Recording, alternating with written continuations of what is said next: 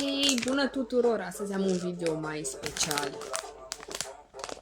Testez pufuleții ăștia de la Gusto cu gust de gumă. Am și varianta cu portocale, dar aia într-un alt video.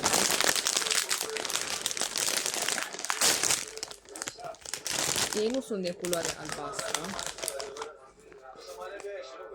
Așa arată. Nu, miros de gumă. Programul de la mine pentru că nu voia în niciun caz două persoane care trebuia să ofere la rândul lor. Da, am